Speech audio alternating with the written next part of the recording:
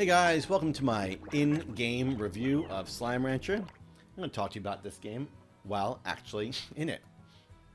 So here we go. The first thing you're going to notice when dropping into Slime Ranchers is how much it doesn't suck. I mean, seriously, it's Slime Ranchers. It's 20 bucks. I expected choppy frame rates, poor performance, poor controls, irresponsive controls, simple gameplay, simple level design, bad textures, you know, just all of that. And you're going to see right off the bat that it is just the opposite of that. The game's frame rate is so silky smooth. My machine is middle of the road and it's set to high, and it just runs so silky smooth. Matter of fact, the frame rate's well higher than my capture card is even capable of capturing, which is 30 frames per second. So right off the bat, you're probably noticing the environment's amazing. The world is really deep and full of adventure and surprises and life, places to go, things to see, just for an idea. Okay, this is the map. This is how big this game is. This is a $20 game. You probably expect very little, but right off the bat, you're going to notice you're getting a lot. So this is how big it is, and all I've done is cover real quick right now, just a tiny little spot, just run across it, you know, to just see how much there is to explore. I'm running back and forth on purpose. By the way, it's not the game. So there you go. These guys are your slimes. These are your basic red slimes. And I've left my ranch, mind you. When you first get started, you're going to want to get out here and just kind of see what's going on. But you're going to struggle. You'll die a lot. Not die, but you'll be kind of helpless. You don't have the tools to do a lot of things you need. You won't be able to hold many items. You won't be able to get very far. You won't be able to jump high enough. So basically your first order of business will be to use your vacuum and suck up a slime or two. Ah, he's too big, see? Suck up a slime or two. You'll notice as I suck him up, it goes into my containers. I've got 5. You're going to start with less than 5. These are your chickens. You'll need chickens. You need baby chickens. You need roosters. Go away. You need fruit. So you're going to go out and look for all this stuff.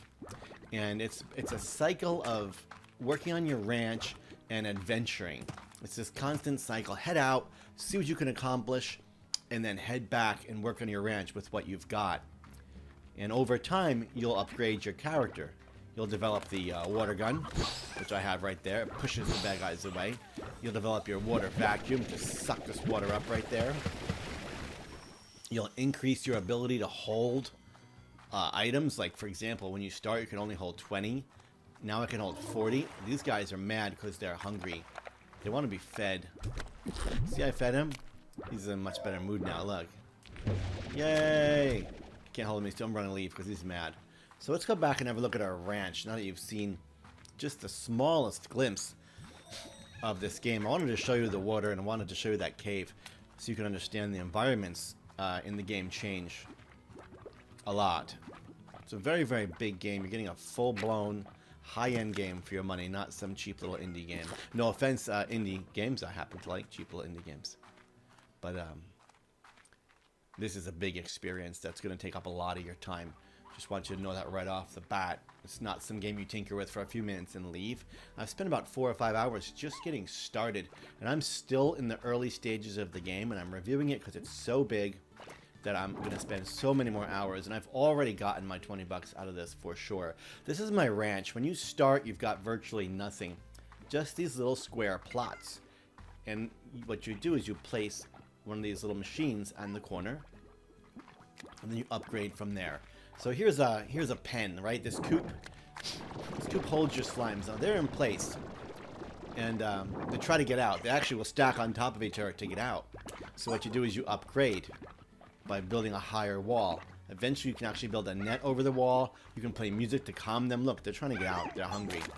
Look at this. They're throwing each other up in the air. Little pains. This guy's out. So by using money, get back in there. I'm going to shoot him back in, right. They're metasaurus, so we can't really feed them. These guys like veggies, and I have a machine that automatically collects their plorts and feeds them. So it's got 14 plorts. Plorts are like slime eggs. Maybe they're slime poop. I don't know, but it's the precious metal in the game. This is a machine that automatically feeds them. It's got 14 beets in it. So it's going to keep spitting beets out. When they eat those beets, they poop plorts, and then the machine collects them. Without that, you have to do it manually. Let me show you for an example. These are some chickens and roosters. Let's get some. I feel so bad doing this.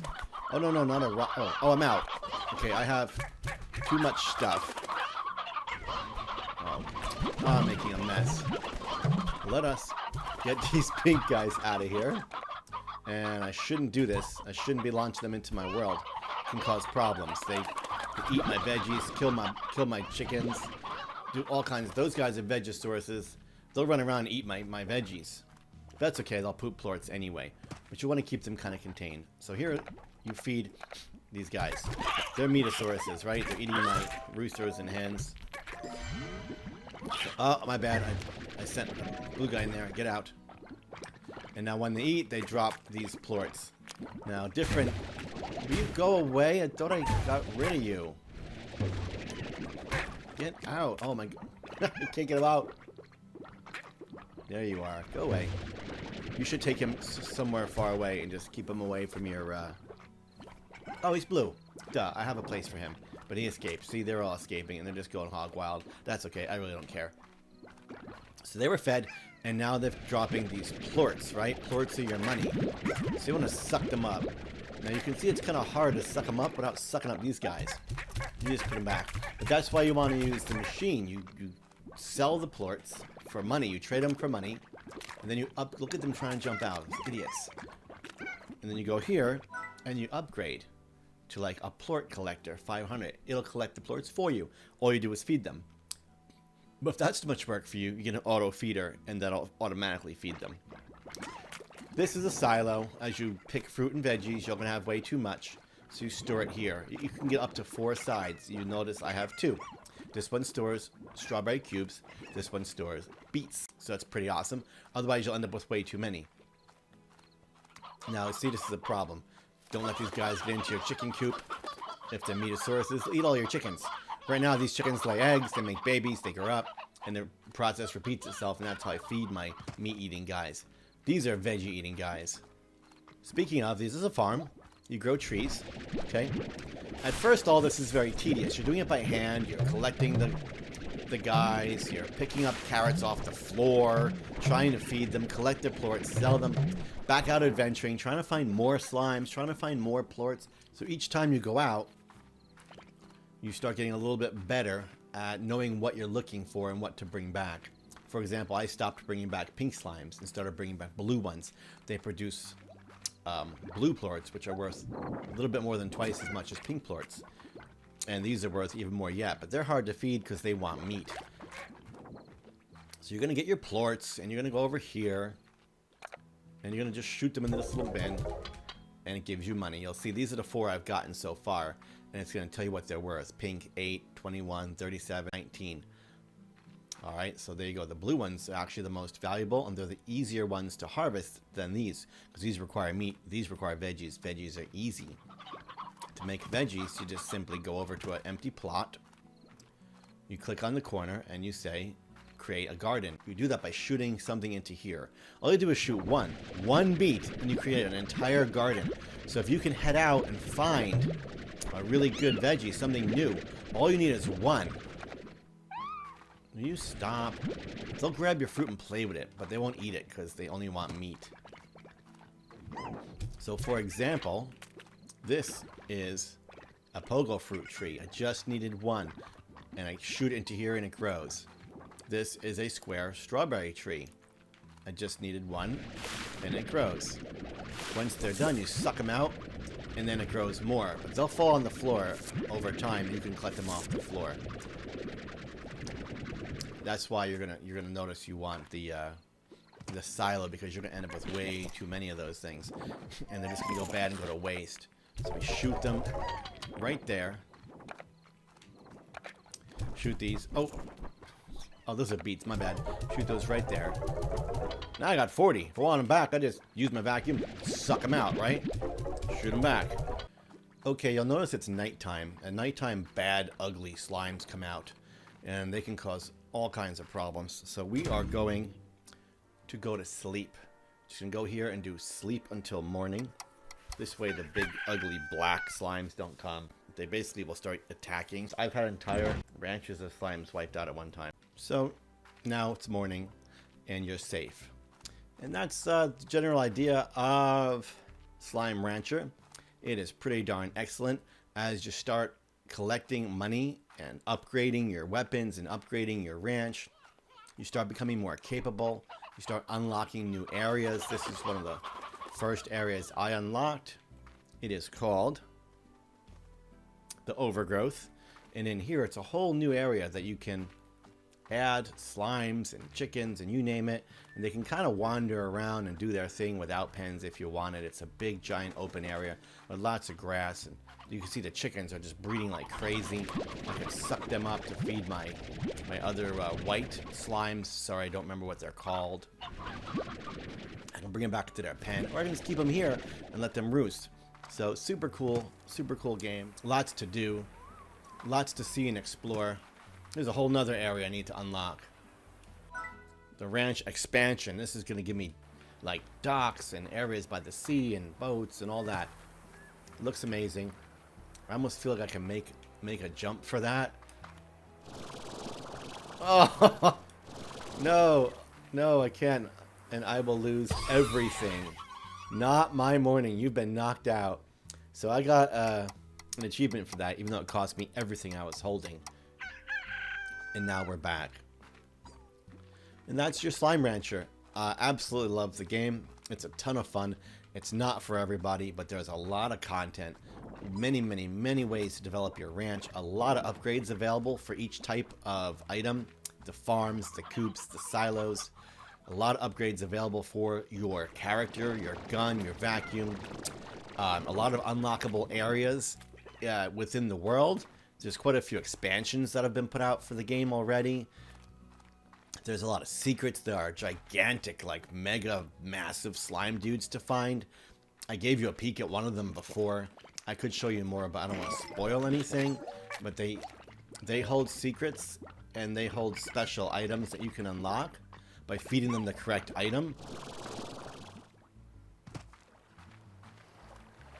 The other one is right there. I was going to show them to you real quick, but you saw them before. That's my jetpack. That's one of the things you're going to unlock. Like I said, a lot of things. There he is. There's a gigantic, mega, super monster slime who likes to eat. And what is nice is it actually tells you what he likes to eat. I think he's a Vegisaurus. No, everything. He eats everything. So you look at him, he's got his mouth open. You feed him full of stuff, he'll eventually pop, and he'll leave you drops.